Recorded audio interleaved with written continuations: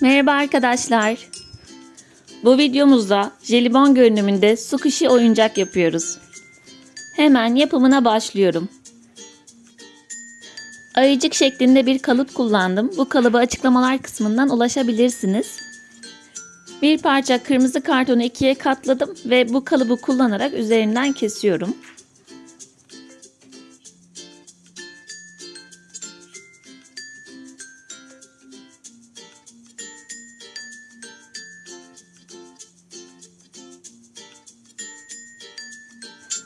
Bu şekilde iki tane ayıcık elde ettim.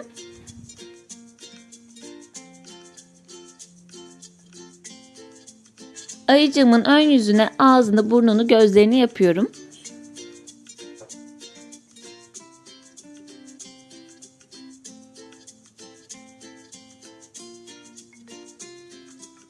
Şimdi bir koli bandı kullanarak gösterdiğim şekilde kaplıyorum.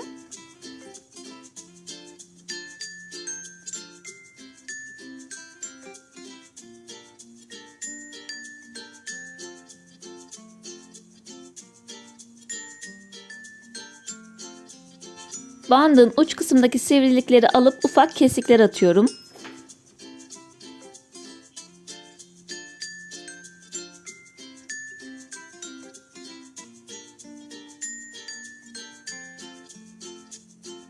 Şimdi diğer parçayla birleştirip bantlarımı tek tek kapatıyorum. Sadece ağız kısmında bir boşluk bırakıyorum.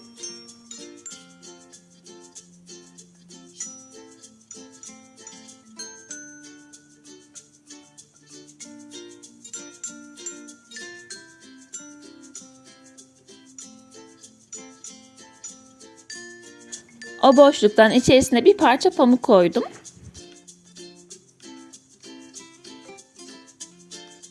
Kalan bantlarımı da kapatıp jelibonumu tamamlıyorum. Ben bu şekilde 6 tane jelibon ayıcık yaptım. Kanalımda birbirinden farklı etkinlik videoları var.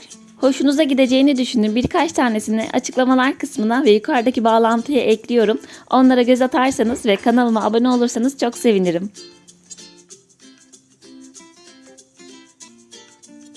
Bu şekilde oyuncaklarımı hazırladım. Şöyle oynaması çok eğlenceli.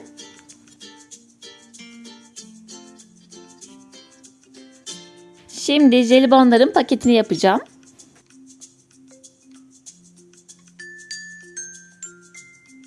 Gösterdiğim şekilde kartondan iki parça kestim.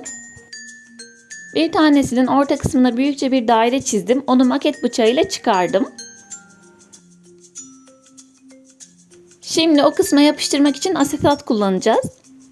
Eğer elinizde asetat yoksa gösterdiğim gibi yoğurt kapağını keserek onu asetat gibi kullanabilirsiniz.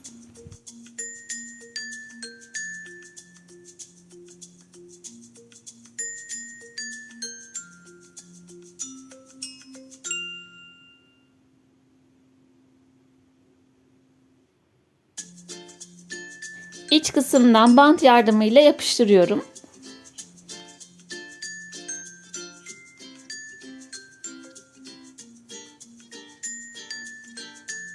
Burada sıvı yapıştırıcı veya sıcak silikon da kullanabilirsiniz.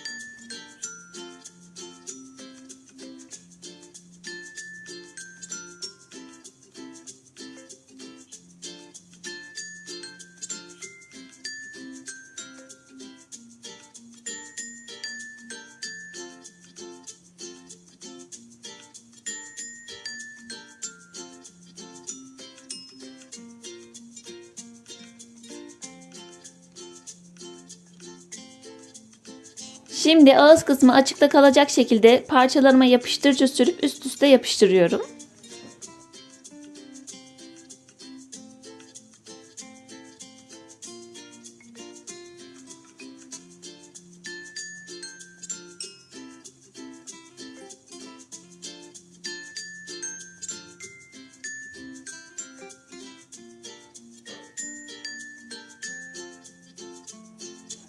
Fazlalıklarını keserek kenar kısımlarına ovallik veriyorum.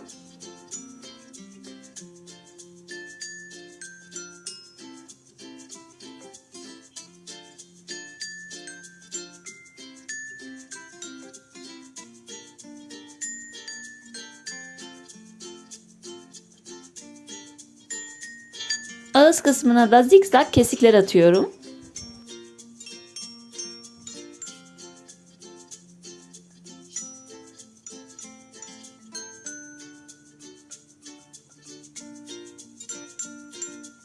Paketimi tamamladım. Şimdi onu süslemeye başlayacağım. Bu şekilde jelibon ayıcıklar çizdim. Onların üzerini bantla geçiyorum.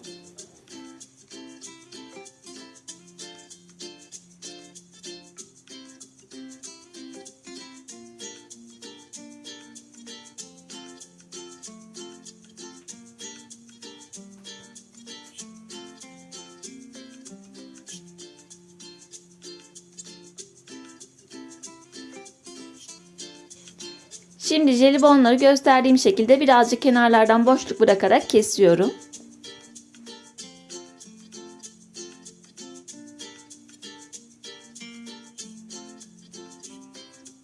Paketimin üzerine yapıştırmak için bu şekilde Gummy Bear yazan bir etiket daha hazırladım. Şimdi hepsini birleştirelim.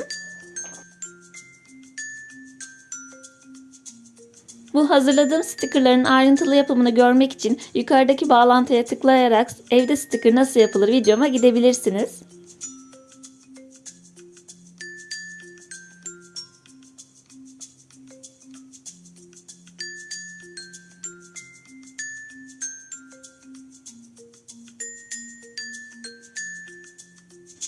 Süsleme kısmını da tamamladım. Siz isterseniz fazladan süsler de yapabilirsiniz. Şimdi paketimin içine jelibonlarımı koyuyorum. Videomu beğendiyseniz beğene tıklamayı unutmayın lütfen. Daha çok videoda görüşmek için kanalıma abone olursanız çok sevinirim.